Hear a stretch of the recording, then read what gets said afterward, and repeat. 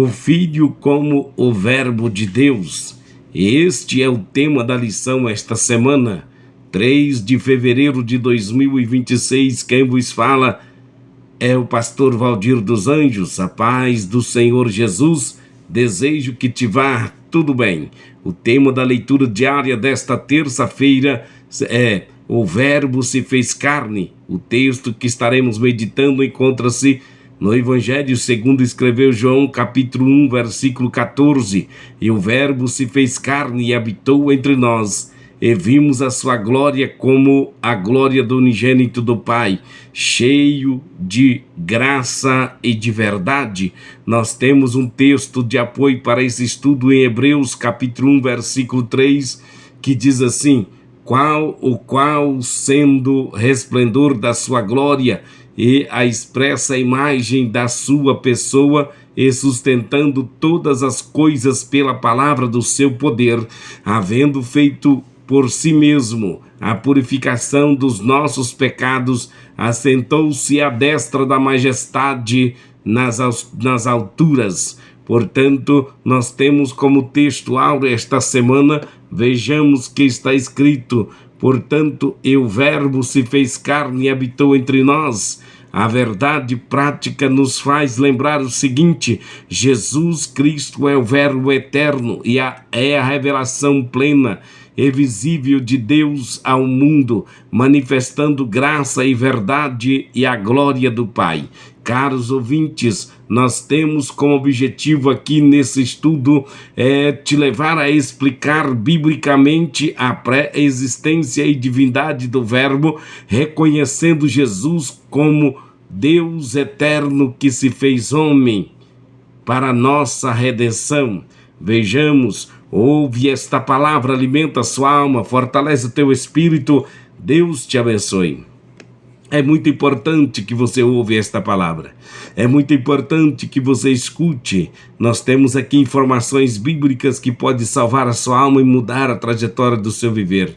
Enquanto você vai ouvindo, seja curado, seja tocado, seja abençoado, em nome de Jesus Cristo. Olha, seja um canal de bênção, junto comigo, sendo um mensageiro da última hora. Mande esta palavra para alguém, mande esta mensagem para alguém. Me ajude a alcançar mais pessoas para o reino de Deus. Em nome de Jesus Cristo, compartilhe, se inscreva-se nos nossos canais, Pastor Valdir dos Anjos. Vejamos que líderes, pastores, professores, mestres, homens e mulheres de Deus, ao iniciarmos esse estudo, somos conduzidos ao coração do Evangelho. João não começa falando da manjedoura, mas da eternidade. Ele nos leva além do tempo, ele além da criação, nos apresenta Jesus como o Verbo eterno. O Verbo eterno, portanto, aquele que sempre existiu com Deus e que é Deus. João capítulo 1 não é apenas teologia elevada, é revelação viva. O apóstolo escreve para que ninguém tenha dúvida: o Cristo que andou na Galileia é o mesmo que criou os céus e a terra. O Deus que criou o homem pela palavra decidiu salvar o homem, tornando-se palavra encarnada. Diante disso, somos confrontados logo no início com uma verdade profunda: como o Deus eterno, infinito e glorioso pode escolher habitar na fragilidade da carne humana?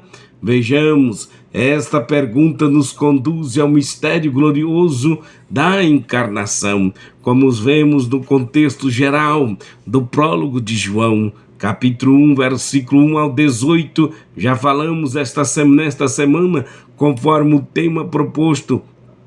Estamos estudando Jesus Cristo como Verbo eterno de Deus, plenamente divino, criador e revelador do Pai. No prólogo de João, aprendemos que ele é Deus desde a eternidade, no versículo 1.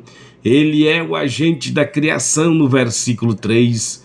No versículo 4, ele é a fonte da vida e da luz dos homens. Portanto, no versículo 14 e 18, ele é a revelação suprema de Deus. Tudo culmina nesta afirmação central: o Verbo se fez carne. Vejamos a exegética e hermenêutica desse texto, que nos leva ao seguinte: no princípio era o Verbo, a pré-existência. Portanto, no princípio era o Verbo, e o Verbo estava com Deus, e o Verbo era Deus. Aqui João ecoa Gênesis 1:1. Antes do princípio da criação, o Verbo já existia. Isso afirma claramente a pré-existência de Cristo. Ele não começou em Belém, não começou na manjedoura, ele entrou em Belém. Vejamos, Cristo não é uma solução tardia de Deus para o pecado, ele é o plano eterno, e isso nos traz segurança. Nossa fé está firmada em um Salvador eterno, não em uma ideia humana. O Verbo era Deus, a divindade e a essência. João usa o Theos sem artigo definido. Isso não diminui Jesus, mas enfatiza sua natureza. O texto ensina que o Verbo compartilha da mesma essência divina do Pai. Em João 10:30 está escrito: eu e o Pai somos um. Colossenses capítulo 2, versículo 9 diz assim: porque nele habita corporalmente toda a plenitude da divindade. Não é um Deus com D minúsculo, mas Deus em sua totalidade. Negar a divindade de Cristo é perder o Evangelho. Se ele não é Deus, ele não pode salvar plenamente, mas porque ele é Deus, nossa salvação é segura, desde que permanecemos nele, conforme a visão arminiana.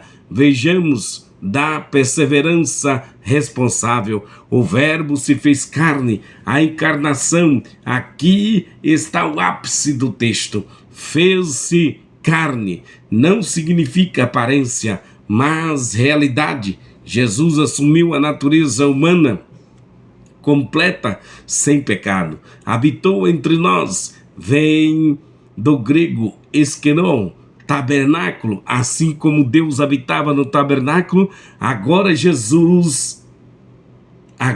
ele habita em Cristo. Jesus conhece nossas dores, tentações e lágrimas. Vejamos, líderes, não serve um Cristo distante, mas um Salvador que caminhou entre o povo. Vimos a sua glória, cheio de graça e de verdade. A glória não foi apenas vista nos milagres, mas na cruz. Graça sem verdade gera permissividade. Verdade sem graça gera condenação. Em Jesus ambas caminham junto. A igreja do nosso tempo precisa refletir essa glória. Graça que acolhe e verdade que transforma. Graça que acolhe e verdade que transforma. Na visão arminiana, a encarnação revela o amor universal de Deus. O Verbo se fez carne por toda a humanidade e sua graça é oferecida a todos. A salvação é plenamente suficiente em Cristo, mas precisa ser recebida pela fé e mantida em comunhão viva com Ele. Cada crente é chamado a responder diariamente à graça revelada no Verbo encarnado, vivendo em obediência e perseverança. Vamos ver o tema do dia. O Verbo se fez carne, mostra que Deus se aproxima do homem, mas não anula sua responsabilidade. Cristo se fez acessível, compreensível, relacional. Aquele que era inacessível se tornou acessível. Aquele que era longe se tornou perto. Portanto, a encarnação não força a salvação, ela oferece redenção. Líderes precisam ensinar uma fé viva, não apenas informativa. Oh, bendito seja o teu nome, Senhor. Te adoramos, ó. A graça que veio em Cristo deve ser correspondida com vida santa. O apóstolo Pedro, em João 1,14, Pedro pregou um Cristo encarnado, crucificado, ressuscitado e glorificado. Atos capítulo 2, 36, para a teologia pentecostal, o verbo que se fez carne é o mesmo que batiza com o Espírito Santo. Assim como Deus habitou em Cristo, hoje Cristo habita na igreja pelo Espírito Santo. Portanto, a igreja precisa viver consciente dessa presença.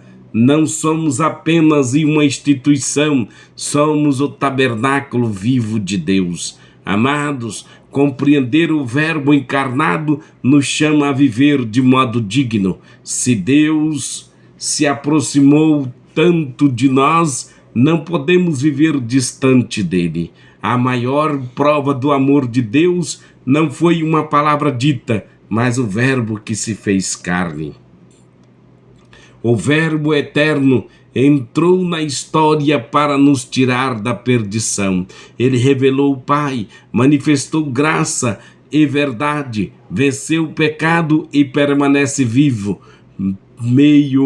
no meio da igreja pelo Espírito Santo. Seu Verbo deixou a glória para habitar entre nós. Como podemos viver sem compromisso com Ele? Que líderes, homens e mulheres de Deus vivam à altura dessa revelação, que contemplamos sua glória e anunciemos com ousadia: o Verbo se fez carne e ainda transforma vidas hoje. Vivamos como quem foi alcançado pela graça ou do Verbo encarnado, perseverando na fé, na santidade e no poder do Espírito Santo. Amém.